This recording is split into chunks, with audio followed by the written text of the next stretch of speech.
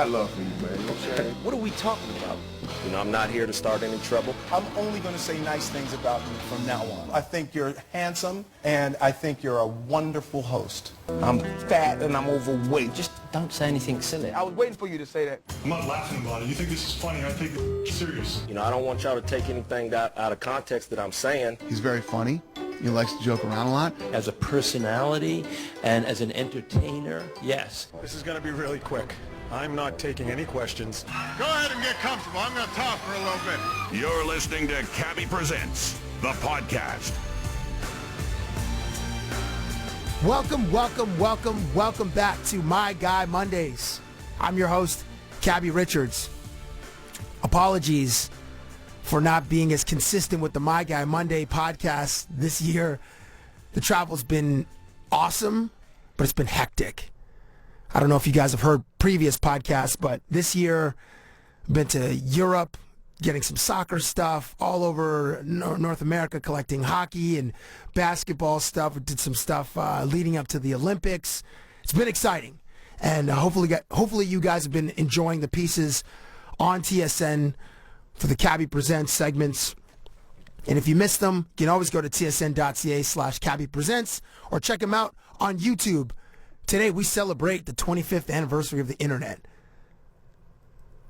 And on these My Guy Monday podcasts, this is how it works. Three of my friends come in, we talk about sports and stuff. On today's podcast, we're going to talk about girls, the kissing video, college basketball, NBA basketball, UFC, and YouTube. I hope you enjoy the conversation, which begins right now. It's his favorite day of the week, and these are his dudes. Time now for My Guy Mondays.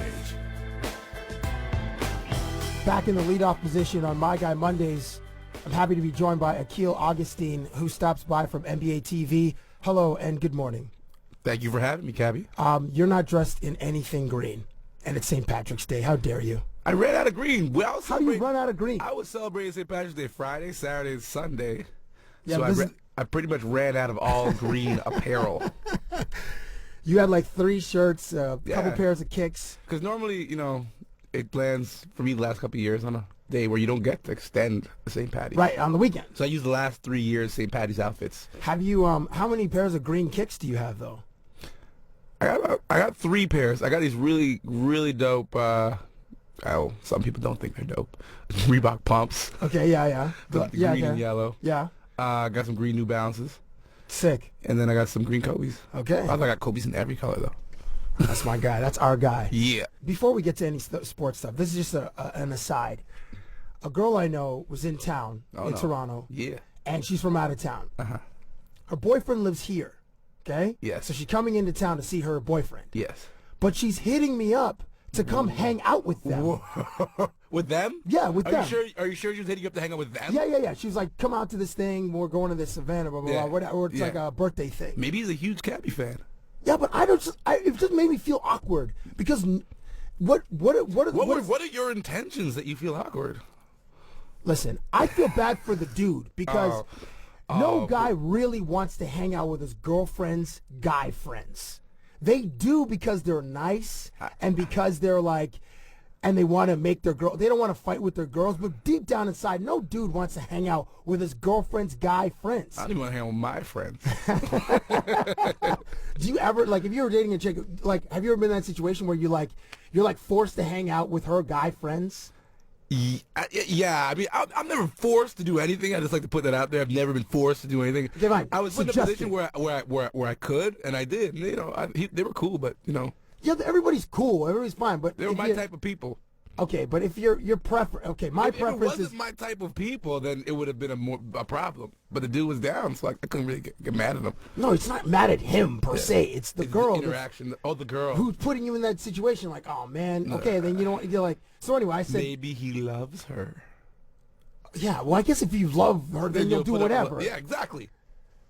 And if she's hot, then you'll do even more. Jeez, just dudes, man. It's just so. Anyway, I told her, I was like, nah, I just made up a lie. I'm like, I don't really want to hang because I don't want to make the guy feel awkward. Good on you, Cab. Because what am I really doing there? Like, just sprinkling pimp game. No, I'm not spraying. Okay, speaking of which, Pimp Game, you obviously have seen this video, which has like 60 million views about like they put 20 strangers in a room. The kissing video. I saw the spoofs too. I like those more. I like the Jimmy Fallon one with the dogs. I mean, Jimmy Fallon just brilliant. Fallon and Kimmel are just going head to head. Everyone gives these guys credits. There's writers on these shows. Okay, yes, they're writing staffs. Yeah, give those guys credit. Props to the writers. They do need credit. Before they go on strike again. Which, by the way, the best thing to happen to TV was that writer's strike in like 06 or 07. Why? Is that what caused Game of Thrones? Yeah, dude. It caused Game of Thrones. Well, I agree. Television changed after that writing strike. There's still a glut of reality shows, but the best shows on television are all the dramatic HBO shows. Well, HBO, AMC, Showtime. No, Walking Dead went to the dogs. It was still a great show. It's pointless now. Mad Men is a great show. Never watched. House of Lies on Showtime, I love. I can't watch anything that happened before 1970. House of Lies is right now. But you watch Game of Thrones. It never happened. It happened in Middle Earth. It happened somewhere. Yeah, Middle Earth, exactly. So this kissing video, it's 60 million views, and it was for a clothing company called Ren, WREN, some European clothing company. So they actually they hired models and actors to do their quote unquote first kiss. I imagine a company hiring models and actors to film a commercial to sell clothes. Yeah, just the moral indecency of these people. Do you remember your first kiss? Do I remember my first? And what was her kiss? Name? I do remember my first kiss. Her name was Michelle. She was in what grade? This was like, well, it was like, okay, not first like ever kiss, but this is the first kiss that meant something. Yeah, well, okay, your first like movie kiss. It was summer going into grade 9. Okay. Yeah, it was one of those summers. Mine was grade 6. Damn, Cabbie, you start fast. I know. We were playing Truth Dare, Double Dare, Promise to Repeat. Oh, I remember that. At lunchtime. It was Melissa Thompson.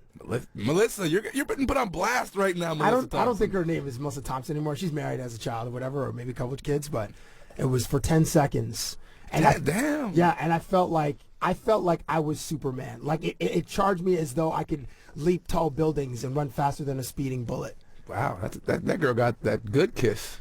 How many brackets are you filling out for this 2014 edition of the March Madness tournament? Well, see, I interact with a lot of basketball fans, and everyone seems to think they have the greatest model, the greatest bracket, and the best prize. So I think I'm in like 10 right now. What? You're going to do 10 brackets? And that's like $250 because everyone's charging $25. And I'm not going to win, I know, because I just never win.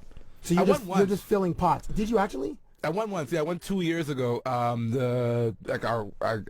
not... A bunch of people did a pool. Yeah, okay, yeah, and, friends or whatever, colleagues. Yeah, exactly. And we did a pool, and I won. How much was the pot like? The pot like $300. Okay, that's cool, but that's like just a normal sized pot, I think. It's a night out, you know. It's so you didn't do 10. I was asking some NBA players recently, and Kevin Durant says that he's going to do 4 or 5. I'm going to go in incremental. Patrick Patterson of the Raptors said he's going to do 10. And because if you got it.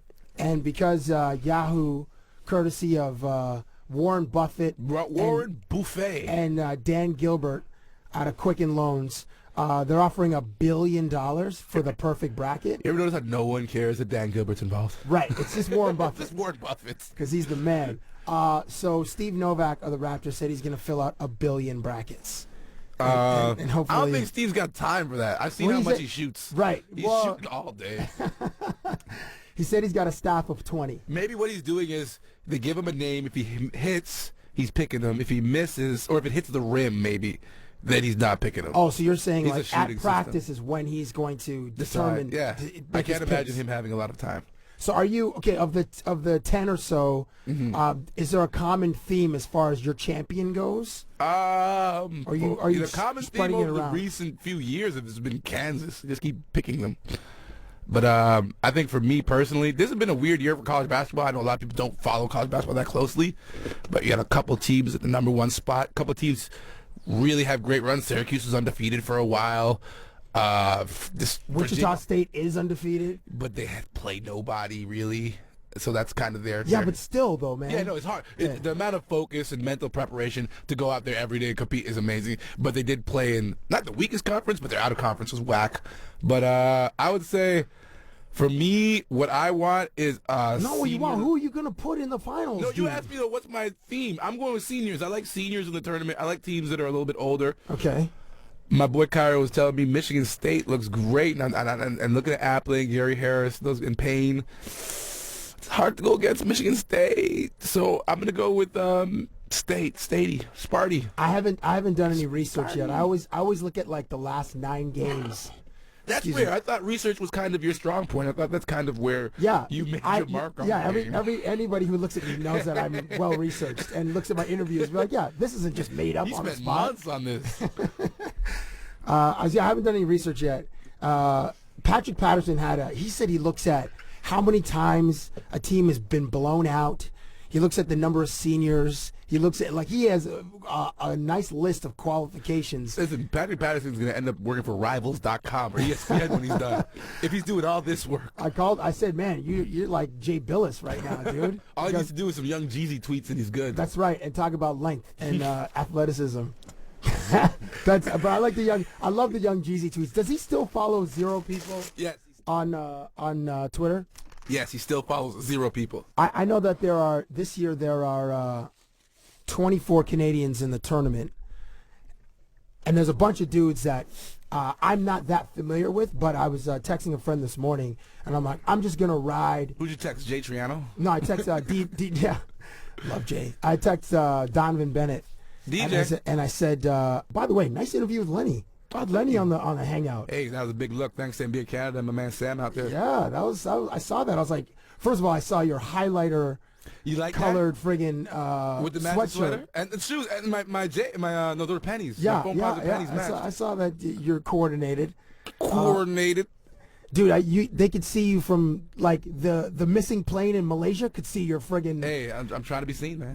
I'm trying to be seen. Will you see them? Will you see that plane in the sky and tell people where the hell it is? No, man. I'm not leaving this rock of North America until they tell me what happened there. I'm not getting on a plane. It's trains. I shouldn't joke about it. And automobiles for me. You're like Tony Kornheiser, that guy that's afraid to fly, and I'm sure this just amplifies his paranoia. Yeah, I'm like Kornheiser or who else doesn't fly? What's his name? Royce White. Royce White don't play basketball no more. That's his. Isn't he? He's like with a D League team now, right? Is he? Yeah, I thought he got picked up by another team. Yeah, he did. But no, the most famous non-flyer is my man with the turducken. Oh, John Madden. John Madden in the bus.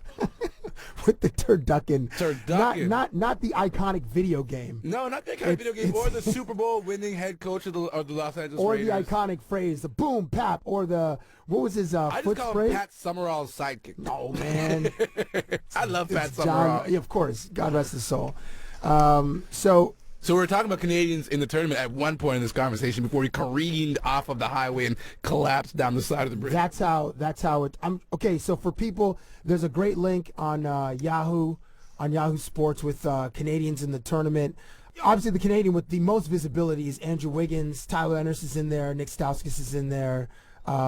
Nick Wiggins and Chadwick Lufa in Wichita State. Those two guys from Wichita State. They're gonna get some love or some mentions. Yeah.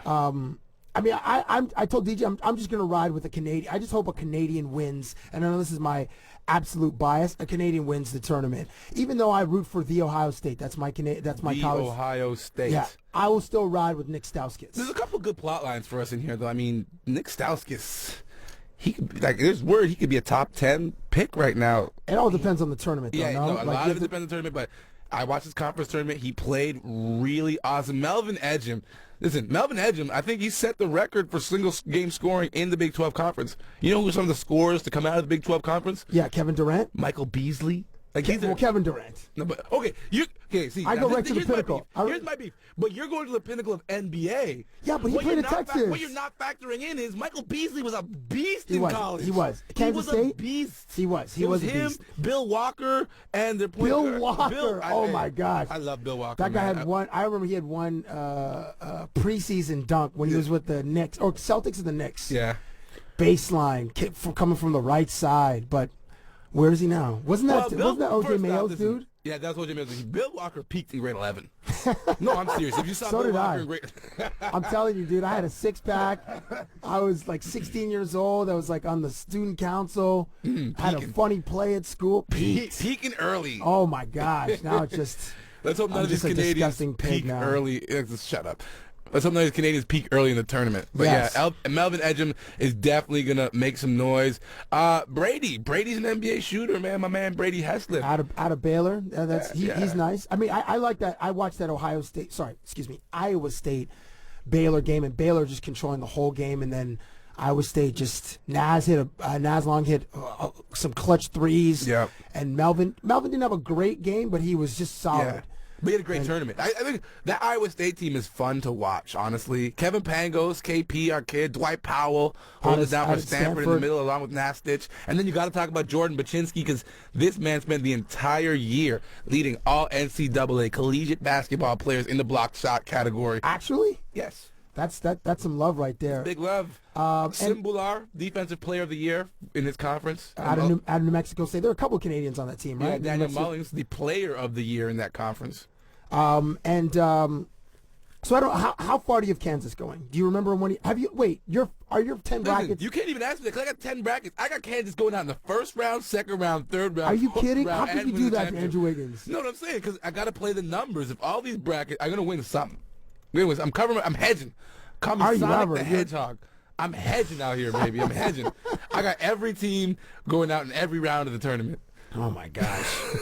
Hey, listen, if Steve Novak does 1 billion brackets, he's going to have way more than that. So. That's true. That's true. He said he's got a layer, which is impressive. That bid is coming out on Wednesday on TSN.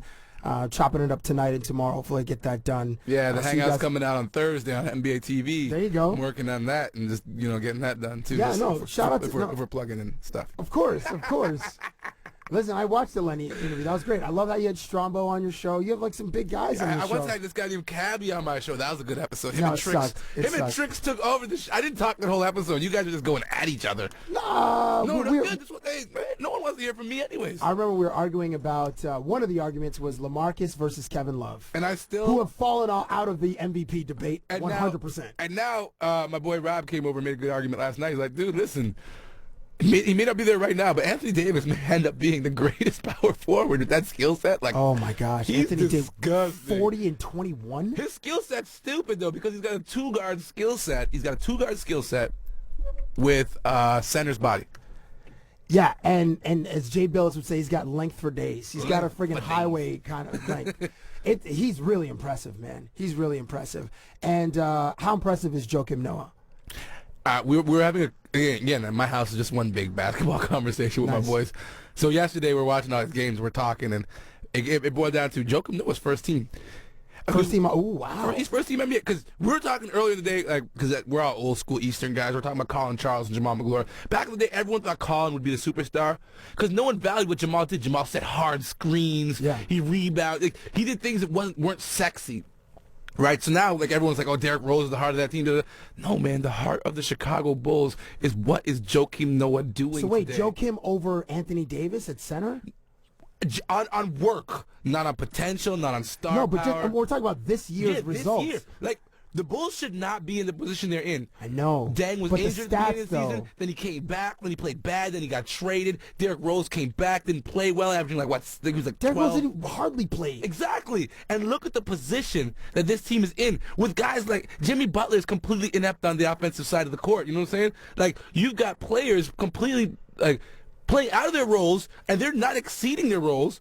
It's Joakim Noah who's pushing. Except for Mike Dunleavy, who's had like he was a renaissance. I think Dunleavy just needed a situation like Right. that. Yeah, I think Dunleavy's never been bad. He's just been in bad situations. He's a consummate pro. Shout out to him and his toughness getting back on the court after 10 stitches. Hey, listen, that boy, he get it from his daddy. That's right. He get it from his daddy. The internet's 25. Happy birthday, internet. Woo! Thank God for that. I got a job now because of that thing. Yes. Did you? Yeah, actually, my first other than like killing it at Foot Locker as a shoe salesman. Shouts out to Al Bundy. Yeah, no, my man John McCauley gave me a job as the web producer for the Toronto Raptors, Toronto Maple Leafs, and Toronto FC back in the day, about like 6 years ago. That was my first like full-time job in the industry, and that's kind of what started all this good stuff. Okay. So the internet. Shout out to the internet. Shout out to the internet. A big reason that Akil Augustine is on television Because was the internet. Childish Gambino. Yes. What's his song where he's on the carousel? 3005. No matter what you say or what you do, when I'm alone, I'd rather be with you. Forget these other brothers. I'll be right by your side till 2005. Hold up. Okay, that's it. I like it. I love that song. Give me your top 3 YouTube videos. Okay. Favorite YouTube videos. Okay. Coming in at number 3, this season's Nate Robinson State of Nate workout for Men's Health Magazine behind the scenes video of shoot. all time? Listen, I'm a huge Nate Robinson fan. Why? Because you're also 5'6"? Because I'm about to hit you in your back with a brick. Bro, don't call me out. I'm 5'8". First off, word bond, 5'8". Measured myself, not in shoes. Okay? Hold Bare that. feet? Team hold that. And, no, man, dude, what? Of all the videos on YouTube, you're going to Nate Robinson video. You didn't even hear my number 1. You got to give me Not even dunking over Spud Webb, another grown man. You're going with a Nate Robinson workout video? To me, those are YouTube videos. I watch that stuff on TV. I'm talking about stuff that I've discovered on YouTube and I've only watched on YouTube. Okay, that's fair. Number 2, Nate Robinson's State of Nate workout Come from on, season 1. are you serious? These workouts are real. This time it's him and it's Isaiah Thomas. But the backstory is Isaiah Thomas was drafted last in the draft that year. Like the Hall of Famer? Zeke? No. Hall of Famer? Little Zeke, the new one that played for Sacramento. Okay, the new. He was drafted last. So, he's from UW, local guy. So that summer, he was working out with Nate. And so they showed you the behind the scenes, their boxing workouts, their sand trap workouts, their gym workouts. And then the backstory is he balled out his rookie year. He was better than guys that were drafted in the top 5. So there's a little context to these stories, there's context. All right, give me... this is ridiculous. Cabbie's severely disappointed in my Am I ever? Okay, now give me your favorite YouTube video. My favorite YouTube video, ever. only because I never watched this movie in real life, and the clip stands like as a testament to time. It's Charlie Chaplin's speech at the end of The Dictator. Someone clipped it and put it on YouTube. It's just the most inspiring thing I've ever seen. Like, when I feel down, I'll go home. Wait, but does Charlie Chaplin actually speak? Yes. You hear his real voice? A speech by Charlie Chaplin, and he plays a character that's based off of Hitler. It's called The Dictator. It's an amazing movie, but if you watch the speech, if you feel down, like you don't have control of your life or what's going on, you just having a bad day, you listen to the speech that Charlie Chaplin gives to the people of this make-believe land, and you want to get up and do something. So that's my number 1 YouTube video.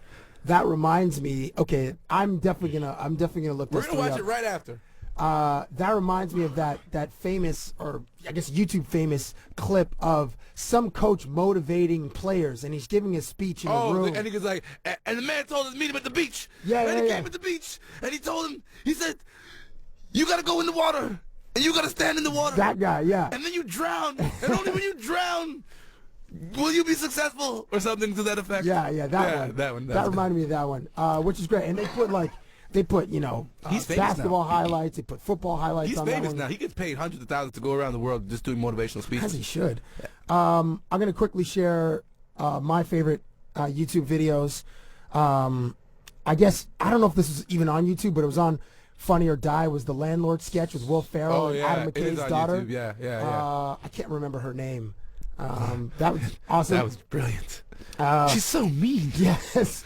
And then there was a Skittles commercial. It was like one of those band commercials where some newlyweds are having sex. And Skittles just pop out of everywhere. Right. The climax is just a rainbow of Skittles. Oh, what? I got to watch that commercial. And then on the same theme, because I have a dirty mind, there's a Durex commercial with these balloon dogs. And the dogs are having sex. One's pink, one's blue, and they're condoms. And there's just all kinds of squeaking, and it's hilarious. So you asked me for my top YouTube videos, and you came with your top 3 commercials that you could have seen on TV. No, well, you couldn't. No, you can't see two dogs having sex on TV. Not on the Discovery Channel. You might as well just have asked me, bring me your 3 favorite commercials that aren't on TV. Okay, well, The Landlord was a sketch. Okay, almost. But it wasn't even a YouTube sketch. It was Funny or Die, but it's on YouTube. But it's of the YouTube generation. So none of your videos are actually YouTube videos. They were. None of them. Not one of them was a YouTube video. Not a one. I hate you. Akil Augustine. On Twitter, it's at Akil Augustine, AKILAUGUSTINE. You can check him out every Thursday on the Hangout, 6 p.m. on NBA TV Canada. I do appreciate you always coming through on My Guy Mondays. Cabbie is wearing a black t-shirt, gray undershirt with a checkered red and gray and green scarf and a really bright red toque. I'm going to the gym after this. Somebody get him a stylist. It's his favorite day. What could make Cabbie feel this way? My guy, my guy, my guy. Talk about My Guy Mondays. Making his return to My Guy Mondays, I am happy to be joined by Sherman Hamilton. Welcome back, sir. Thanks for having me. You can see him every day that there's basketball on TV in our country, whether it's on NBA TV or you're on our channel too sometimes, yeah? I have been. Yeah. Yes. So the pregame show and the postgame show, Yes. you analyze. Are you do you have do you fall into you have your super cliches? You know, like when Jay Billis is evaluating college years, and we'll see it. You know, we'll hear him in. I mean, obviously the tournament is this week, but around the draft time in June, he's got great length, great athleticism. It's always about the length. Billis is always about a guy's length and athleticism. Do you have those too sometimes? Sometimes, I mean, it helps. I mean, I'm no Jay Billis, but yeah, I'll use some of those words to describe players. Do you have a particular phrase that you use sometimes? I try not to because those become crutches. Yes. So I don't. That's my whole career, dude. Well, mine too, but I try to stay away from them. I don't have a specific, kind of way of describing things like length or size or all that stuff. I just kind of call it the way I see it, and 9 out of 10 times I'm wrong. But 9 out of 10 times you've been right about many things, certainly in our private conversations about the way that I should conduct myself and certain pitfalls to avoid, which I managed to keep walking into those things. You're the man. Sure. You can do it, though. No, I can't. I wish I could let you guys know what the hell we're talking about. So how are your Toronto Raptors doing?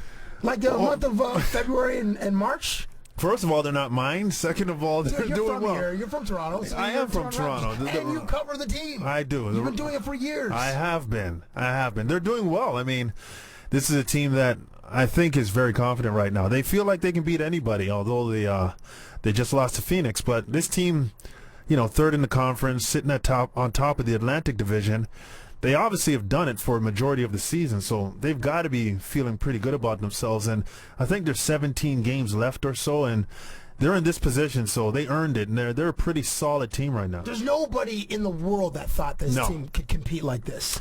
No, especially after the trade. I think everybody... After Rudy Gay got traded. Exactly. I think everybody was really surprised that it actually worked out this way. You lose a Rudy Gay, who's a guy who can put 25 points on the board.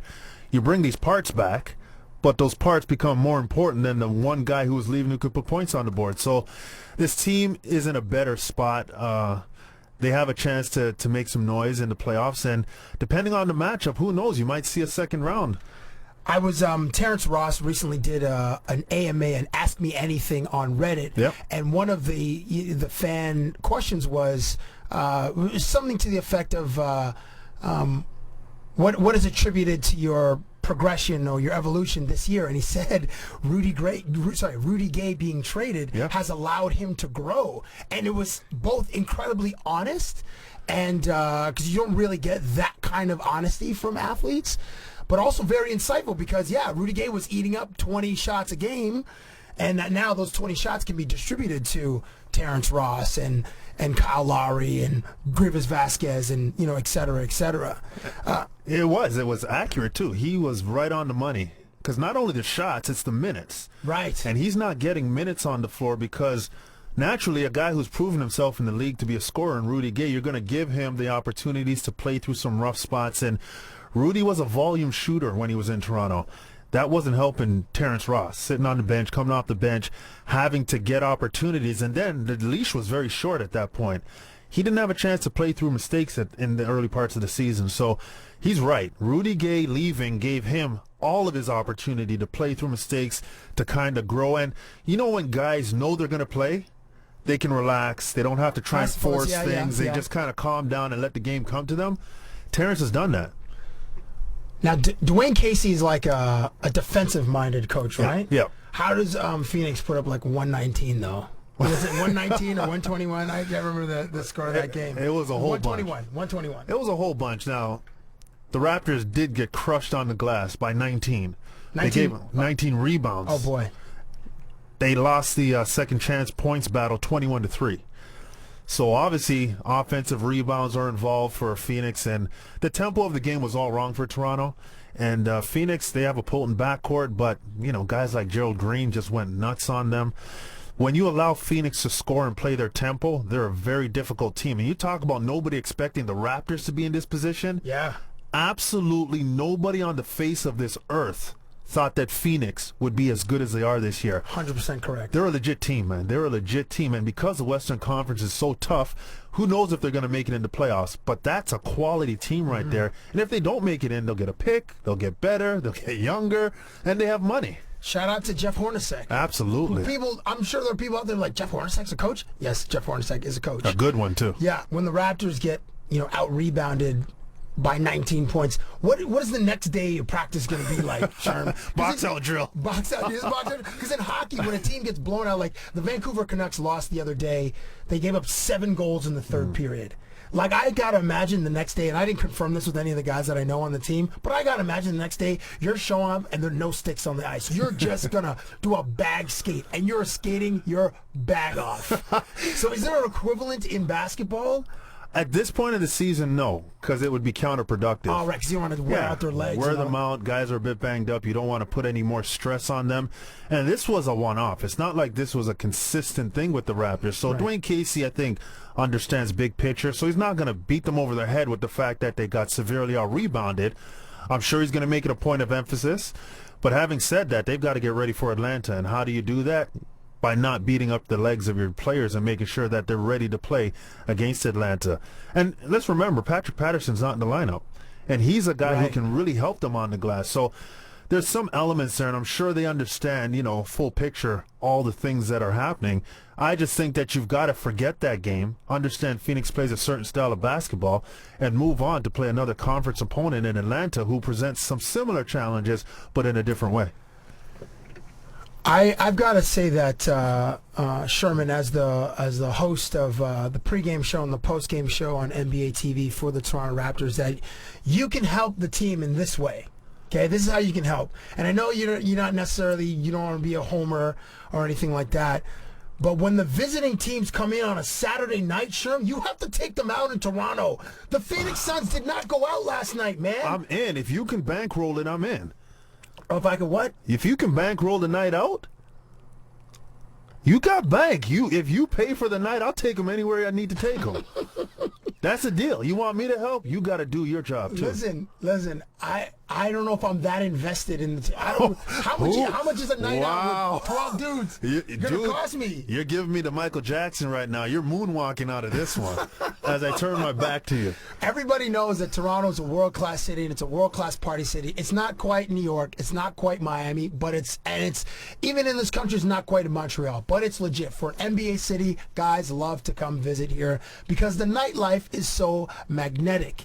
And when teams play on a Sunday morning, a Sunday afternoon in Toronto, usually the Saturday night, guys go out and get after it. But the Suns did not, evidently, and they're a young team. The Morris brothers, Gerald Green, Bledsoe, Miles Plumlee. Yeah. Like those, you got to take those dudes out, Sherm. You're right. You got to take a whole squad of them, go to Switch or go to Music, go to EFS. You're right. You're absolutely right. You're right. Just give me the black card and I'm going. What? Give me the black card and I'm going. No, I have a black card. You have a black card. We have black cards. No, my credit is black. That's what Markeith and them got black cards. Yeah, you're right. They do. But you know what? That's been one of the biggest advantages in the NBA.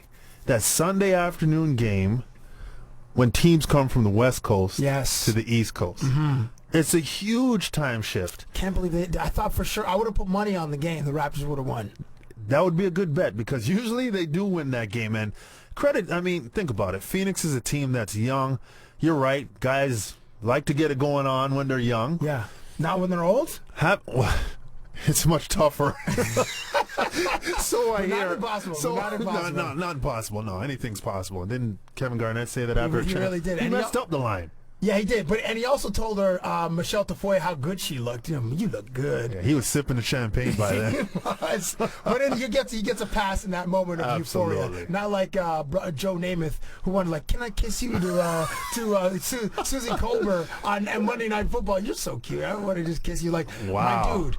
Do not hit the JD before you go on TV to Broadway Joe. But anyway, sorry, but you're saying. No, I was just saying the advantage is severe, and it's happened pretty consistently over the years. But I just think this Phoenix team, they're pretty mature for a young team. Jeff Hornacek has got them believing in themselves that they can make some noise. And I think they all know how important it would be for their franchise.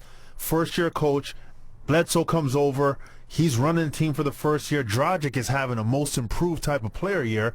Gerald Green is having a most improved type of player year. He's had a second life. He's like unbelievable. In the NBA. Unbelievable. Jeff Hornacek is in the Coach of the Year discussion. Of course. And if Bledsoe doesn't miss all those games, he's one of the most improved player of the year candidates as well. So they have a chance to accomplish something special. And I think they're pretty focused and they don't want to derail that. So I can understand it if they stayed in. I don't know if I could have got them out, but if you said you were taking them out, all the clubs you named, I only knew one of them. You knew music. I knew music. That was it. That was it. No, I don't. That's why I talked to you off air. There are a couple of country bars now in Toronto that it's a different vibe. I've been to Calgary and fully embraced the country. I've seen some footage of you in Calgary. Man. I think anywhere you go, summertime. it gets turned out.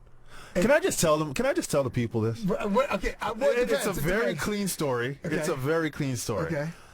We were in Ottawa. Yeah, we were in Ottawa for. Shout out to Dave Smart. Absolutely, and Dave shout Smart. out to Carleton Ravens. Carleton. I call it Carleton and the 10th national championship. Putting in work. Yes, so shout out to the Ravens and Dave Smart in that Absolutely. program. On a side note, he's the best coach in this country. Yeah. Like, think about it. He's just domination. Shout out to Coach K. Yeah. Kochowski, who was a generation before. That's my man. Dave Smart, but absolutely, Dave Smart is the Mike Krzyzewski of Canadian basketball. Absolutely. All right. So we were in Ottawa, and we were covering March Madness. Finished it, CIS version of March Madness. Yes. And we finished, and we're there the last night, and I happened to go out with Cabbie. And it was unreal that a club owner opened up the club just for Cabbie and a few of his friends. I don't think that's true. I think we were there. I think we were already there, and they just stayed open. We didn't arrive there at like 2:30, and they opened up the club. It was pretty close to 2:30. Oh, okay. And you walked, and you basically knew the guy, and maybe it was they were going to shut it down, and you said, "Hey, we're here," and he kept it open. I don't know what it was. All I know was there was a whole club at our disposal. Speaking to the mic. Don't put your mouth away from the mic. You know exactly what I'm talking about. You told the DJ what to play. The dance floor was all yours. You did what you wanted. I was a little aggressive. You did what you wanted. Didn't Dave Smart dance that night? Dave Smart danced. Well, he won again, so why not? He was in a good mood. But that's how you roll. So when it comes to partying, Cap, if you say I don't have it like that anymore. If I had it like that, I don't have it like that anymore. You're such a liar, man. It's the truth. We haven't gone out in a while, Sherman. We haven't even. Because I can't hang. Well, because you're on the road all the time. You're on the road 41 games a year with the Raptors. So if the season's 8 months, you're gone for 4 of those 8 months. I'm older now, Cabbie. I can't. But there's still a lot of wisdom for you to give to this young man. So you mentioned Patrick Patterson. Oh, you know what Phoenix was on Saturday night? They were at Real Sports. Some of them watching Iowa State, the Big 12 championship game. Yes. Iowa State play Baylor. Yes. There are like 4 or 5 staff on Phoenix Suns that went to Iowa State. So they're like, we're getting, so we took care of, like, they sat in the lounge or whatever, and they watched the game. So they had an early night. The game was on at 9 p.m. on TSN, and over by like 11:30 max, because college games are like 2 hours, like boom, boom. So that's where they didn't It's a good game. It was a great game. I actually played against Fred Hoiberg, the head coach of Iowa State, when he played at Iowa State. Really? Yeah. Shout out to VCU. Yeah. But you guys aren't the, what was the year that, was it last or 2 years ago that you guys had that run? It might have been 3. 3 years ago? Yeah. You guys, and VCU made it to the Final Four. Absolutely. Final Four and lost to Butler. Butler went nuts from the 3-point line. Right. Championship game, Butler couldn't throw it in the ocean. Was that they lost to Duke, right? Butler? I feel like they lost on like a buzzer beater. Like Gordon Hayward had a chance. Yeah, he had a heave from half court that nearly went in. Yeah. It was that. Okay, that was that year. Have you been watching them? Have you been watching that much college basketball leading up to the tournament? I have. It's very inundating though. There's so much basketball, but I love conference tournament time. Like that's the best build up to March Madness. Yeah. Watching all these conference tournaments go down and seeing these teams just get it done, and there's just as much emotion there. You know, you've played all year in a conference, and you get that W, and you host a conference trophy. That's amazing. That's big. Did you guys win a We did. We won our conference, the Colonial. The Colonial. Yeah. Who else is in that division? I'm unfamiliar. It's broken up now. It's not the same. Oh, it isn't? Yeah, it's not the same now. It's just a different conference now. I was I'm working on this piece that will air on Wednesday on TSN for March Madness, and I was fortunate to so some of the guys in the feature. So Patrick Patterson, who is my new favorite Raptors to interview, are Patrick Patterson and Kyle Lowry. We recently did a Papa Shot segment. You guys can see it on YouTube or tsn.ca. It's funny. It's real funny. Man. Thank you. Kyle and Patrick were amazing. But I asked, so in this new March Madness piece, I got Patrick Patterson, Steve Novak who both guys have so much personality. Yes. They're not the stars of the team, but they're great interviews. I got Eric Bledsoe and Miles Plumlee from Phoenix, because Miles went to Duke, Bledsoe went to Kentucky, and then I was in Oklahoma City last week. I got Robert Sacre, Canadian, Gonzaga, and Steve Nash, obviously a Canadian icon, Santa Clara, and I got Jeremy Lamb, who went to UConn. All these like guys from like big American colleges. Jeremy Lamb, Nick Collison, Kansas, and then I got Kevin Durant, Texas. But one of the questions I asked them was, when you're filling out your bracket, and I'm going to ask you the same question, Sherm, and you're not that familiar with a team, do you pick the team based on the team's name to advance, like a Robert Morris or a Stephen F. Austin or a George Washington or Florida Gulf Coast last year's Cinderella story? Like, or whenever I see, and I don't think they're going to make the tournament this year, but when I see like a Valparaiso or this year San Diego State, North Dakota State, I'm like, you know what? They could probably win one or two. I usually advance those teams and end up messing up my bracket.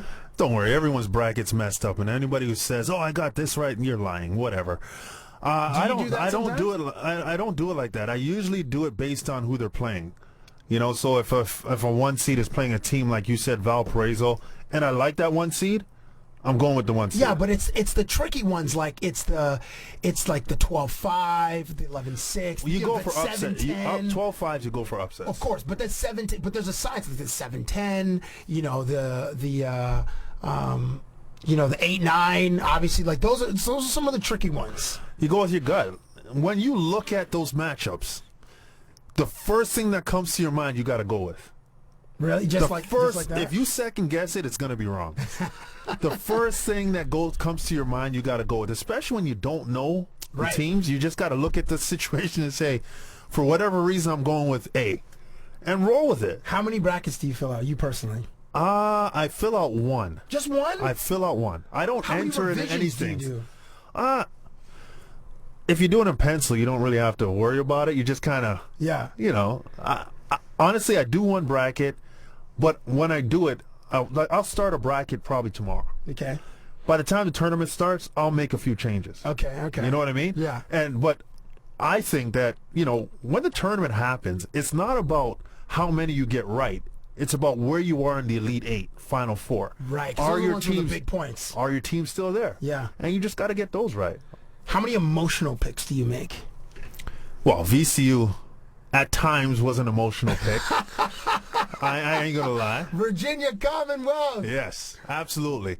But there are some emotional picks out there. I mean, I think if you like a team, you like certain players, like sometimes people are a bit more emotional with the Canadians involved in the tournament. I'm 100% Kansas, Iowa State.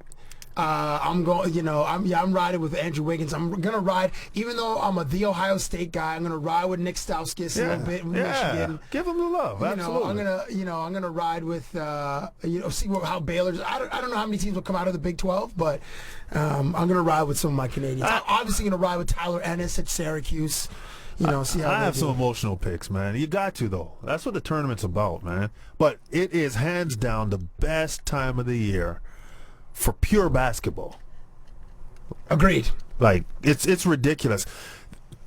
I played in the tournament, and one thing that is clear is that everything that happens in that tournament is raw. Like, you don't script this stuff. Mm-hmm. In professional sports, some of it kind of... It's the best reality TV. You hit it right there. It's the best reality TV, and it blows me away when people say, "Oh, I didn't want to see that guy lying on half court crying." That's a once-in-a-lifetime opportunity that might be gone. You let it all out, man. Yeah. You let it all out. Where do you think Adam Morrison is right now? He let it all out, and he's out. He's out. But you know what? He was overrated. I thought he was a guy who just got to where he was based on volume, and he got exposed when he got to the league. People were making fun of him because he was crying. But yeah, there was a moment when the Lakers won their NBA championship in 2009. I was in Orlando and I was interviewing Kobe Bryant, and it was at the end of the media session, and Allison Bogley of the Lakers went in and grabbed Kobe for me, and she's like, "Hey, Cabbie's out here." So Kobe always says, he's like, when he sees, like, "What's up, Cabster?" I'm like, "Hi, Bean," and then we had this conversation. In that high pitched voice? Yeah, that's exactly. I was like, "Hi, Bean." So, and I call him Bean. I'm like, "Hey, Bean, whatever." So, and just, "Hey, Capster." But in the middle of our conversation, Adam Morrison walked by, and Kobe's like, Adam! Just messing with the guy. Like, Adam Morrison has 2 NBA rings. Two NBA championship rings with those 2 Lakers teams. That's right. Wearing street clothes. My guy's at a JCPenney. He was at JCPenney this weekend, son. Yo, jeans are 40% off, dude. He asked me for a 2-for-1 deal. We're poking fun at this wrong. guy. See, this is what happens. All this kind of stuff happens, man. You think he still has that dirty porn stash? that like he had that March Movember that just was just so grimy and just oily. It was a bad look all around. And it wasn't the 70s. That made it even worse. Oh, it's sort of awesome in its own little way that he just repped it. Just not really.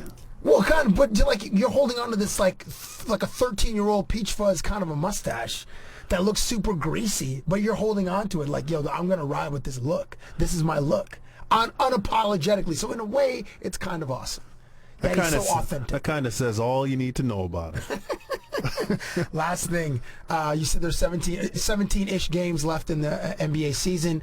Raptors currently third in the Eastern Conference, first in the Atlantic Division. Which team scares you more as an opponent in the first round, Chicago or Brooklyn, if the Raptors end up pairing up against one of those 2 teams? I've had a lot of debate with people about this. I personally think Chicago's a tough matchup. They're just so grimy defensively. Chicago be tougher than Brooklyn. I think so. Raptors. I think, but we're talking about like 1A and 1B. Right. You know what I mean? Both will be tough. Absolutely. I just think Chicago is so grimy. They know how to do it, man. They play defense. They foul you every possession and dare the refs to call it, and the refs can't call it. So they get away with fouling. And I think with Brooklyn, they have so many vets. Vets get calls in the playoffs. And the Raptors, I think, in a situation like that, would have the Brooklyn 5 against them and maybe a ref or 2. And it'll be difficult to beat those 2 teams. Having said that, if it's just straight ball, it's going to be tougher to beat the Chicago Bulls because they grind you to a halt. They force you to play their style. Brooklyn's not as good defensively, but they're very good. And Chicago is a team, and Joakim Noah is one of my favorite players in the NBA. Why? Because he kind of embodies everything you want from a leader. I like the fact that he knows how to play the game of basketball. He's a cerebral player. He's athletic. He can pass the ball. He's got the worst looking shot in the NBA, but it goes in sometimes. And his energy level, like, you can't match his energy level. And I think when you have a leader like that who plays on that level every day, players in the locker room respect that, and they don't want to let that guy down. So they raise their level to compete with him. And when he's leading the charge, you know he's going to take blows and he's not going to take a step back. I think that's all you want in a leader. You want a guy who can really, I think, determine a game based on his will. That's what Joakim Noah can do. I like his toughness too, and I like that he doesn't give a F. Like, I love it. I love that he challenges. Like, they love playing against Miami because it's like that playoff atmosphere, and that's like the new best rivalry in the East. I know Indiana took the Heat to the seven games, but there's a certain energy, a certain griminess when the Bulls play the Heat. 100%, and Joakim Noah is the heart of that griminess. Yeah. And I'll say this, as much as he may run his mouth off, he's not a guy who's afraid to stand in front of the camera after things go down and deal with the results. Whether they win or lose, he's going to talk about it. Now, he might say they lost because the other team got lucky. But that's the kind of griminess you like, a guy who's never going to say die. Yeah. I think Joakim Noah embodies all of that. And I think that because of that, that team is tough. Now, having said that, they've got players who can get it done. You know, Coach Tom Thibodeau, he's a demanding coach. Also should be in the conversation for Coach of the Year. Absolutely. No Derrick Rose, no Luol Deng. Chicago is like fourth in the Eastern Conference. Amazing. So that team to me is difficult. And as much as I think Brooklyn is a team that's on the rise right now, I think Chicago presents a bit more of a challenge if you're the Raptors in the playoffs, first round. And Chicago knows how to win without main guys. They know how to win. So they scare me. But I think the best matchup right now, looking at the standings, I'd say you'd probably want to get a Washington at this point. Depending if Charlotte moves up. Charlotte's a difficult team as well, but I think Washington right now will be the best matchup for the Toronto Raptors. For the Toronto Raptors. In the first round. In the first round, yeah, absolutely. Sherman Hamilton on Twitter. It's at Sherman Hamilton. Can you start tweeting more? I do like when you tweet during the game because I can follow that. And I'm like, okay, I like your insight. But you don't tweet enough, dude. You're right. You know, I need to go to a Twitter class. I will give one to you. I need it. All of it. Instagram, Facebook, Twitter. What else is out there? Like, I don't even know what's going on. Well, news source, Reddit's really good for news. Okay. And then there are like blogs that like Next Impulse have like funny stuff. But as far as like information gathering, Pocket is really good for like gathering articles that you like. Okay. I use Twitter the most, and I have my followers are the ones I like for information. Okay, I need to know how to correctly go about tweeting. Okay. How personal do you get? You know, well, I mean, you're a trusted source on TV. You're an analyst. You have insights of the game of basketball that people don't have. So that's what we're watching you. We're listening to what you're saying and how you cover the game. So we feed us that. So you're saying people don't give a damn about me? They just want to know my knowledge, or maybe it's just you. No, that's not true. I do love you, Sherman. But you know, you don't have to, like, if you went to eat at a new sushi spot. I'd die because I'm allergic to seafood. But go ahead, that's okay. Excuse me? I told you didn't like me. If you went to eat at a Thai food place, you know, it's great. Nuts. What are you trying to do? I'm allergic to nuts. Yes. God, has it always been that way? Born with it, brother.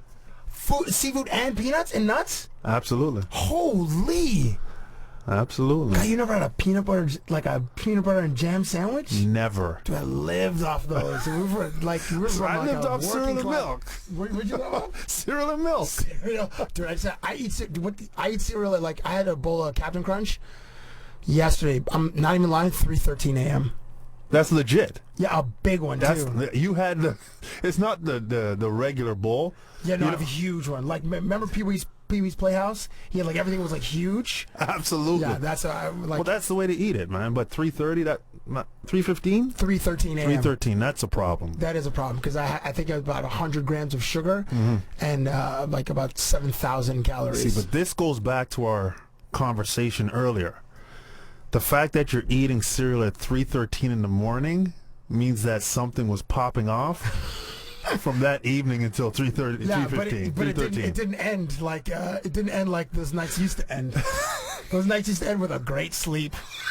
I was like, I did my work. Now it's time to just relax. But now it's ending with a bowl of watching highlights, watching friggin' ACC highlights. A bowl of Captain Crunch. Sherman. People only knew. Yeah, you're right. We gotta hang more, man. I'm in. I miss you, man. I miss you too. We got to do this more often. Coming in for the My Guy Monday podcast. I am blessed to have you here, and please step up your tour game. And again, you guys can follow Sherman at Sherman Hamilton on Twitter for his insights of the game of basketball. 17 games left in the Raptors season, so we expect at least 17 tweets from now until April. I can do that. 17 tweets. It's his favorite day. What could make Cabbie feel this way?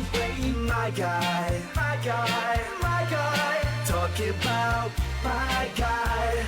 Mondays.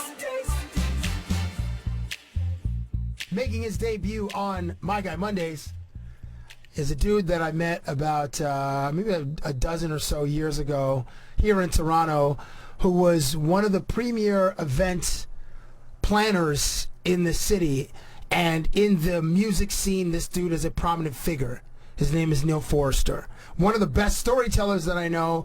And in this, now he's moved into the MMA space, and the most popular brand in MMA is UFC, and he knows everybody in that space. So I invited him in to talk about some fights and stuff. Neil, welcome to the Cabbie Presents podcast. Thank you for having me. My pleasure. So Neil, Johnny Hendricks in the main event for the vacated belt, which was left by George St. Pierre, defeats by decision, unanimous decision, Robbie Lawler. Do you agree with the decision, and how did you score the fight? Interesting question, Cabbie. I watched the fight twice. And did you actually? I did. Okay. The whole fight, or just the whole? I actually watched the whole fight twice, and then I watched the first round for a third time. And I have come to the conclusion that Robbie Lawler, I think, should have won that fight. Really? So this is not like the 48-47. He won the first round, the third round, and the fourth round. I think the swing round was the first round, but it was a close round, so it's not like it was like it wasn't anything crazy. But I mean, my opinion was I think he won the first round, just like I thought George St. Pierre. When I first watched that fight against Hendricks, I thought that George lost the fight, but then I went back and watched the first round 2 more times, and I came to the conclusion that I think GSP actually pulled it off. And that's what happened last night. By the end of the fight, I thought Hendricks had it, but when I rewatched it, I'm like, no, I think Lawler had the first round. And, okay, so now Johnny Hendricks is now part of 2. Well, I guess if you thought that GSP won the fight against John Hendricks and that wasn't controversial, although it was controversial because Dana White, right after the fight, was like he won 4 of the 5 rounds. And then I know that in UFC 171, which happened on Saturday night, some people were saying that it was Robbie Lawler should have won the fight. That dude has, like Carlos Condit, one of the toughest jaws I've ever seen in fighting. Who's that? Robbie Lawler. That dude was taking punches, dude. And Johnny Hendricks has knockout power with that left hand. No, you disagree. I got excited. This is where I kind of disagree, and we said before we went on the air here that it would have been great to have one of my business partners, RG, here. So I'm going to tell you why. Ryan Grant, who was on a previous podcast a few months ago, you can look it up on iTunes. I believe he was on a My Guy Mondays. A lot of the punches that Johnny Hendricks was throwing were sliding off and weren't actually connecting cleanly. And I was talking to RG this morning about the fight, and what I actually thought that Robbie Lawler played an amazing game plan going into the 5th. He just got tired, but he was doing the rope-a-dope, man. He was standing right in front of Johnny Hendricks, so Johnny Hendricks couldn't wind up and really connect with his punches and get in with all the power. So if you notice, he was standing right in front of him, and people are like, he's standing there. But if you notice, the punches were short chip punches. They weren't really with a lot of power, and a lot of the time, Lawler had his hands up, and the punches were slipping and sliding. Don't get me wrong, I'm not saying the guy can't take a punch or that Hendricks didn't connect a few times, but I think if you go back and you look at it and you actually analyze it like the nerd that I am that I did, you'll be like, well, you know what though, Lawler's had a game plan, and I thought it was pretty good actually. That fourth round was definitely an example of rope-a-dope, because Hendricks ran out of gas, and then Lawler was like, he just jumped on him like, oh my gosh, this is like Hendricks is swaying Hendricks, and he's going into the cage, and I'm like, oh my gosh, this is over. But then he caught his wind. It was like a minute and a half left in that fourth round, and then it was still Lawler's round, but he survived and then went into the fifth round. Well, what happened in the fifth is just one of those things where, they always talk about All-American wrestler, Division I NCAA wrestler, and you didn't really get to see a lot of it because Lawler's takedown defense was amazing. It was awesome. And to be honest with you, freestyle wrestling in college and in MMA is completely different. However, I think the thing that we don't see is that Hendricks just knew how to pull it out. He had the heart. Not to say that Lawler didn't have heart, but I'm saying he just knew how to dig deep in the fifth and use that experience he had as a wrestler to just pull it out and just beast it through. I think that was all heart. So the reason, one of the reasons I brought you in, Neil, is because you're a great storyteller. And I remember sitting on a patio in the spring last year, and we were there for like a couple hours eating lunch, and we were just exchanging stories. And the reason DJ Baby U was on this podcast, I think it was in September or October, you guys can look it up on iTunes, is because you told me this great story about how Baby U was brought in to consult with Kanye West about the Watch the Throne tour early in the tour, and Kanye was like, he needed some guidance or another set of eyes on how to make this show great. You told this great story, and then had Baby U come in, and you listen to the podcast, you're like, Baby didn't tell the story the best, like all the details of the story, because that guy, he doesn't know how to tell, but you tell great stories. I love Baby U. I've managed him for almost 15 years. That is my boy. He is a genius with his hands, but he is not the best storyteller. And he didn't do that story justice, and I called you the next day just to vent about that. Yes. Listen, I thought he covered all the bases, but I guess there was some stuff that was missing. But for the audience that is hearing Neil's voice for the first time, to put it in context, so Neil in Toronto was promoted. He produced these great shows for like in the urban music space at the beginning. So all these artists, like everybody from like the mid 90s to like now, who did you recently just get off tour with, like a couple of days ago or a matter of weeks ago? I got off tour. Well, actually, we just finished touring because I don't really go on the road as much anymore because I'm too old for that. But this year we had J. Cole, we had Pusha T, we had Riff Raff. We had a handful of other tours. We do 300 shows a year, so I can't remember. I think 2 weeks ago I jokingly said to some friends of mine, they asked for a contract for an event we have coming up, and I said, guys, I'm busy. I have 9 shows this week, and they started making fun of me like I was trying to brag. I'm like, no, I'm not bragging. I'm just saying I'm really busy. Can your contract wait next week?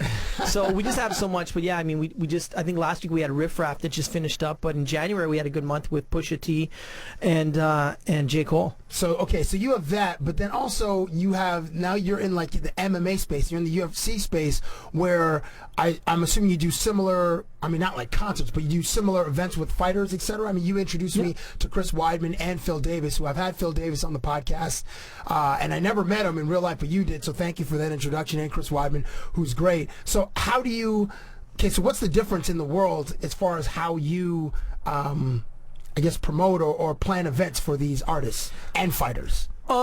It's actually really kind of different because, it is and it isn't. I mean, I used to be a fan of all these artists I work with when it comes to the music thing, but over time the business kind of takes over you, and you almost become less of a fan, and then you're on the outside looking in trying to promote these shows.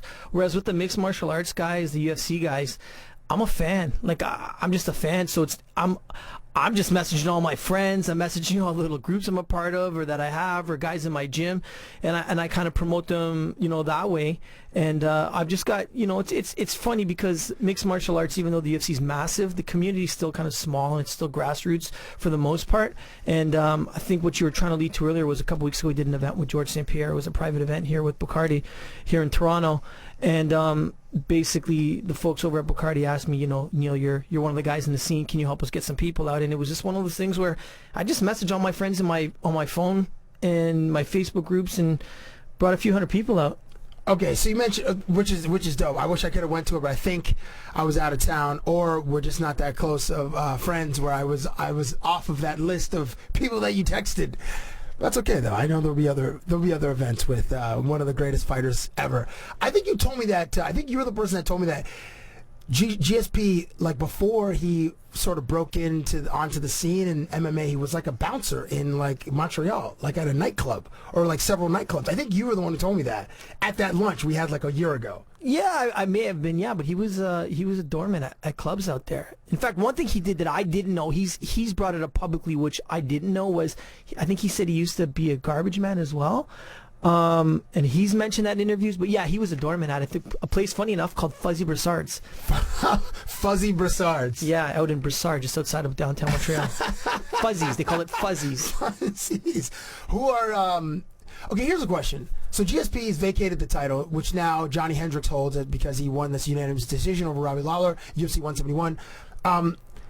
The UFC, I don't think, has quite crossed over yet into the mainstream. There's a white middleweight champion in Chris Weidman. There's a black light heavyweight champion in John Jones. There is a white female champion in Ronda Rousey. You have these 3 American fighters.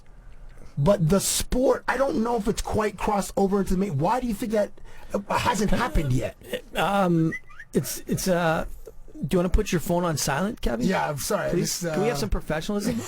Up until now, it's been 100% professional, but yeah, right. If only they knew. Yeah, this is a tiny little booth that we're recording in here in downtown TO. You know what? I think just give it time. The sport's not even. I mean, realistically, the sport itself is 20 years old, but in all fairness, the sport with its weight classes and rules and regulations, it's not even 10 years old. I mean, it might be 10 years old. And if I'm not going to sit there and try and do the whole sales pitch like Dana White and those guys do, because that's their job. But when you look at where the sport's evolved to in less than 10 years compared to other sports, I think it's just give it time. I mean, and the one thing that people have said, purists say, they're like, the one thing about mixed martial arts is that, we all have fighting in our DNA, and it resonates with different, be it cultures or societies or different, ethnicities. I mean, and that's the beautiful thing about fighting. There was a TV show years ago that was out where these group of guys, they were actually mixed martial artists, would go to different countries to study the art. So they go to Mexico for boxing, they'd go to like Japan for various martial arts, Korea, Africa, and you're starting to see this thing. They just signed the first ever African mixed martial arts fighter to the UFC a couple weeks ago. Oh, really? Oh, yeah, a couple weeks ago, and he's from Africa. No, but I think like the sport, it is evolving, it is growing, it is getting bigger. I mean, you've got to also remember that there is this one like company.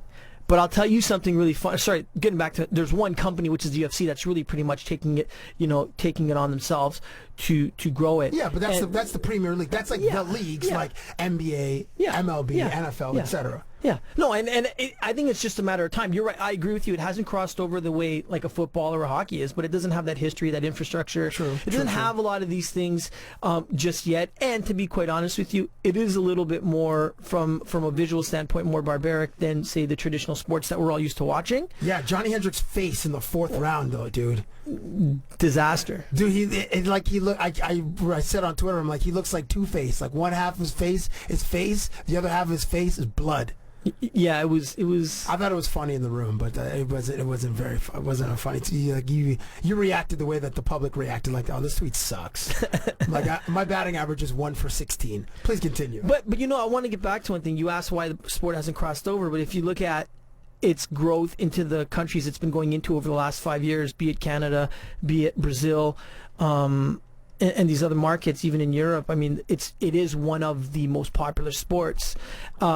And most recently, what people don't know, and I'm giving some inside scoops here, but I like that. The UFC is about to make a big jump into India, as we all know, has over 1 billion people. Right. And soccer and cricket. And actually, there's a statistic that although soccer and cricket are the 2 most dominant sports in India, the most dominant sport, the fastest rising in popularity sport in India for teenagers and young adults is mixed martial arts. Really? Yeah, it is. And so the UFC, actually, there's a video on YouTube that's somebody from the UFC sent me, of Lorenzo Fertitta saying that is going to be the market that they want to go to and penetrate the most over the next 2 years because of, one, its sheer popularity, as well as just the fact that it's such a big market. Shout out to all the Dalseams over there.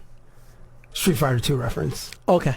You never played Street Fighter 2? Of course, dude. I think I played it the other day. The dude with like Dalsum, yeah. Or maybe I'm Dalsum. I don't think anybody really knew how to say his name, or Zangief. Is it Zangief? Is it Zangief? I don't know, but Dalsum is what we used to say. Yeah, I said Dalsim, but yeah, the dude with like the super skinny legs and the super skinny arms. Is it next? John Jones fights. Is it the end of April or is it end of April? Yeah, and so your buddy Phil Davis is on the same card. Right. UFC 172. And John Jones fighting Glover Teixeira. Correct. And Phil Davis, I don't know who he's fighting. He's fighting an animal named Anthony Johnson, who used to be in the UFC at 170 pounds. I think he made weight once, but showed up overweight. And now he's fighting at 205 pounds. He walks around at 230 pounds. And he used to cut to 170 pounds. Really? He's 60 pounds. 60 That's like not... Well, I mean, he made it once, and the other 3 times he didn't make weight. So they cut him, but they cut him, and he's just been knocking everybody out. So they brought him back and said, this is your natural weight. You're a 205er. You're not a 170 pounder. See, the thing is, all these fighters, it's like they try and cut as much weight as they possibly can just to get that unfair advantage, and sometimes it's just too much. Like Johnny Hendricks walks around at 225. Does he? 225, dude. Yeah. 225. Gosh, wow. Yeah. But don't.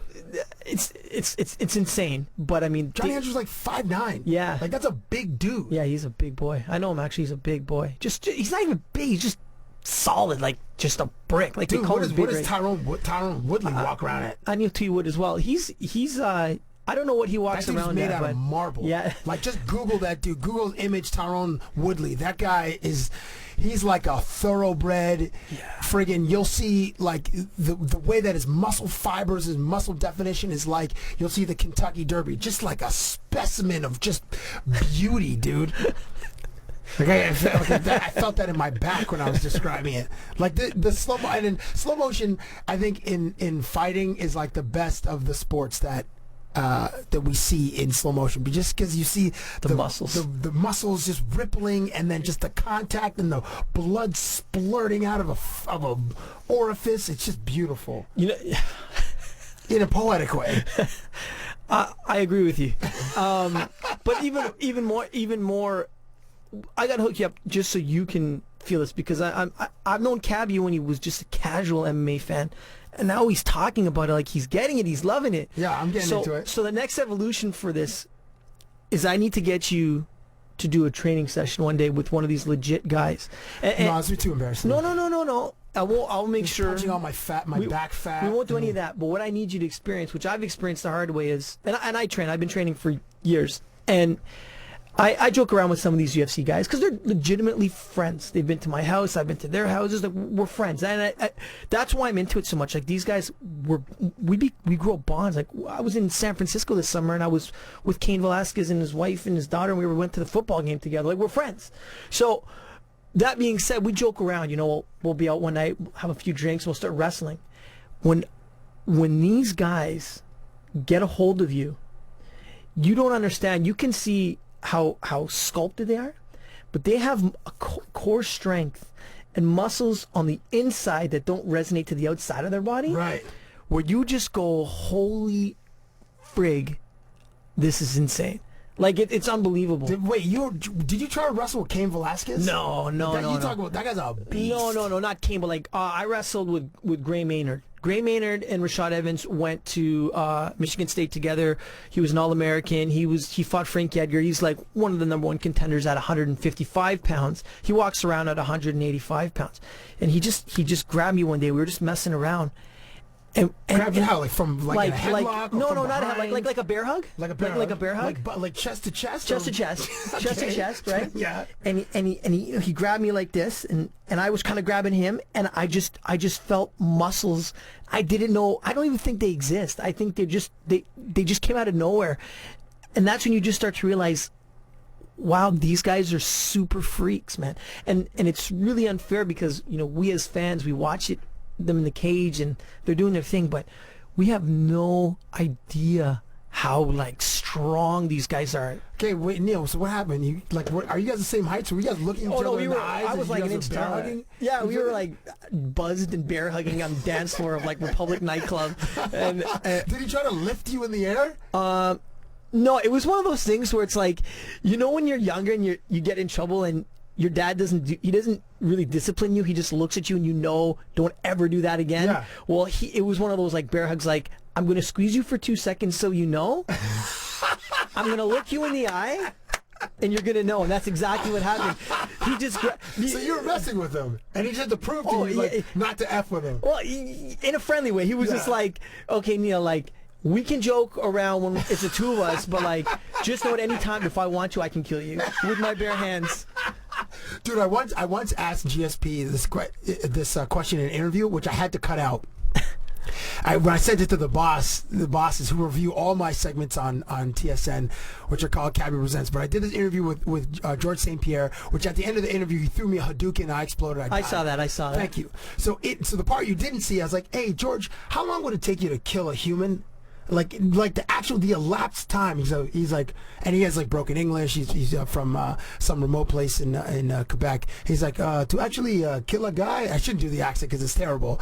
And he's actually considering how long. He goes, well, at first I would inflict the pain, but for him to collapse and agonize and die, I don't know, maybe 2 minutes. I was laughing. I'm like, this is amazing. And then I included in the clip for the bosses to review. They're like, we can't air this part about him killing somebody on TV. I'm like, man. Did you ever see that video in Austin, Texas from a couple years ago where there was an offensive lineman, I think he was from like Texas A&M or something, and he hit a girl. Oh, what? And then they didn't show that part. Okay. But then they show the part where Roger Huerta, who used to be a UFC fighter, who's now fighting in another league out in like Asia, just rips off his shirt and goes, why don't you hit a guy? And Roger Huerta's he's a friend of mine as well. He's about 175 pounds. Okay. This guy was about 275. The big guy. Yeah. I don't know. This is on YouTube? It's on YouTube. Okay. World star. Yeah, really. Yeah. A car, for some reason, you got to see this video because it's insane. A car drives by the scene. So Roger Huerta darts after the guy, runs after him. As he runs after him, a car is driving by on the street. And when the car passes, it's like 2 seconds. When the car drives by, you're looking at the video, and the offensive lineman guy's laid out cold.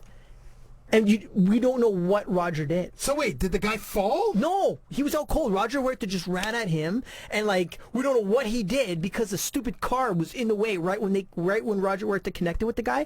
But whatever Roger did, like laid this offensive lineman out cold in the street. And it was all over the net. I mean, you could just Google Roger Huerta street fight. I'm gonna Google or YouTube Roger Huerta street fight, and you'll see it, and you'll just be like, wow. And this guy, big football player. The internet is 25, Neil.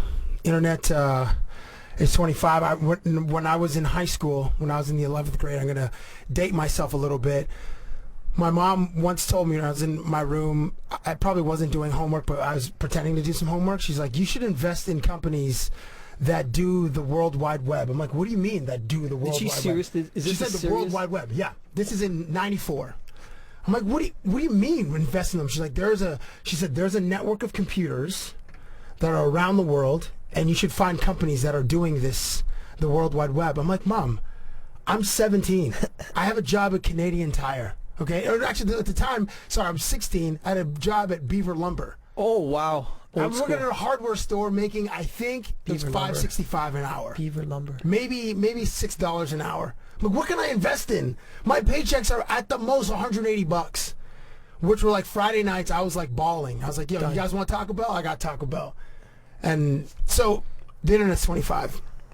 And of all the wonderful things the internet has brought into our lives is YouTube, and you mentioned it. What's it? Huerta? Roger Huerta. Roger Huerta video, which I will Google shortly. And I know this is like an impossible task, but what are like your 3 favorite YouTube videos? Yeah, that is an impossible task. Okay, but I have one video that I recently saw that sticks out that I like copy and paste the link, and every so often I just look at it because it just blows my mind how creative, how beautiful, how amazing, how insane it is. And I don't even know the name of the video, but what? I thought you copy and pasted the link, dude. Yeah, but it was like a YouTube link. It didn't really have a name. Yeah, but once the video pops up, the name is there. I don't know. I didn't pay attention to it then. Sorry. Sorry. What? Okay, well, how But it's are a people video. supposed to see this? I don't know. I don't know how they can see it, but it's a really good video. Of what? It's basically a 3-minute video, and you may have seen it because it's popular. It's got a few million views. It's a video of all these like guys who do like extreme sports. Like they jump. It's a Red Bull video. But it's not it's not a branded video. There was no brand attached Yeah, to but it. that's how Red Bull is. It wasn't Red Bull. It wasn't Red Bull because I know what you're talking about. It's like why humanity is great. One of those. it was just like something like I've seen that on the best 3 minutes you'll see, and it's guys like jumping off of a cliff on a snowmobile, like 200 feet, and then guys like doing like parkour. Insane feats of like unbelievable stuff. And I've seen those. And it's over music, and yeah, I mean there's that. But you know what? Another thing that this is going to sound really sappy, but about a month ago. I don't even ask me how I got onto this link on YouTube. That's what YouTube is. Yeah, it's a rabbit hole. You go down and just keep going down and down and down, and then just like Wikipedia, I'll Google like an old school wrestler. Like just Google your favorite like Ivan Koloff or something like. I used to like Macho Man Savage. Okay, so you Google Macho Man, and then it'll lead you to like Lanny Poffo, to Jerry Lawler, to like, and then next thing you know, you're reading about like just you're there for 2 hours. I've done it twice now. Funny enough, nothing is nothing. That's it. I just heard that recently. Nothing is nothing. He's talking to Mean Gene at WrestleMania 3.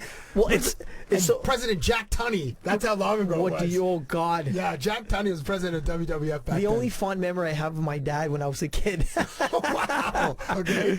Was every 2 weeks going to Maple Leaf Gardens. You went to Maple Leaf Wrestling? Billy Red Lions, Jack Tunney. I'm so jealous of you, dude. That was. I only used to see it on TV. Nah, man, you're missing out. I was. Yeah, I did miss out. And the funny thing is now my son's like 10, so he's kind of into it, but I'm not letting him get into it because there's the UFC and wrestling's fake, and why would you watch this? And to be honest with you, like I'm an old school dude, so like to me these wrestlers, and it's unfair because I don't really watch it, but I'm hating on them. I'm like, who cares about these guys? Who cares about the Miz? You want the real deal? Come sit down, son. We're gonna watch vintage WWE. That must be so boring for him. Oh, he loves it. Does he? He's starting to know now. He's getting it now because you know what? Though my son and I moves are all like so simple, and it's like there's no theatrics. Yeah, but when they were, dude, from way back when. My son and I are close, and I think it's one of those things where he sees me get, like, I still get into it. I'm like, oh my God. I'm texting my friends, and we're going off, and I think he sees it, and he loved it. Like, the other day, they were showing the best of Ultimate Warrior. My son walked in the room and goes, it's Ultimate Warrior, Dad. It's Ultimate Warrior. Did Warrior ever fight Goldberg? Dad, did Warrior ever fight? And he's asking, is Warrior still alive? He is, yeah. He's a preacher. He's a minister. That's what I'm saying. Dude, Wikipedia Ultimate Warrior, and then it has links to his website. He's a preacher. Wow. And then so is Nikita Koloff, and then so is Ted DiBiase. It's crazy, man. Ted DiBiase's also a minister? Yeah. Wow. Yeah. Wow. Yeah. Sorry, I interrupted your second. You're going to go to a second video. You did. So let's go. Yeah, we got. So, anyways, I got caught up about a month ago watching these videos of like I got emotional, bro. I had to get Kleenex. About what? Of these guys, soldiers returning from war and surprising their loved ones. Okay. And like, yeah, those are there's got to be 200 of them on YouTube, and it would be like a minute, and this girl's like a cheerleader, and then she's about to do the cheer, and she sees her dad, and she just loses it, and she runs down the length of the field, and then there's. Just talking about it, I'm like thinking, oh man, that's deep stuff. It was amazing. So wait, in the history of YouTube, it's those like reuniting videos that touches your heartstrings, and then it's like these amazing feats of like athleticism and adventure sports. These compilation videos. And there's one other. And I only picked YouTube because YouTube's the most popular brand, and it's something that a lot of people could just like. In many ways, YouTube is its own generation of the internet. It's its own era of the internet. I'm trying not to be like Mr. World Star because I think that's a whole other issue in itself. But like the last year, so good, though. It is so good. Like it's the but I'm it's not like the gonna, worst of humanity. And I'm not going to endorse it. I just did. But it's a guilty pleasure. Yeah, 100%. But in the last year, I've had this like real like I've become real deep and like I'm just like really into good stuff, like being good to people and charity work and spiritual. I'm very spiritual the last year. It's really weird. It's not weird. It's happened. So another set of videos that I like because it's really hard to pick 3 specific videos, but I just like watching videos of people that do good acts and do good stuff. So what I did is 3 weeks ago, it's going to be a cheap plug, but I just started a thing, it was just for me, just called Feel Good Fridays, and I would post good videos on Fridays of people doing good things about humanity or positive stories. Or like there was one where like it was the one where it was emotional. You probably seen it because you're a sports guy. Where with LeBron James, where they were at an event where they were honoring a kid. And LeBron got up to talk about it, and LeBron was getting all choked up because he has 2 sons, and it was about a story about these 2 kids. Actually, I've never seen this one.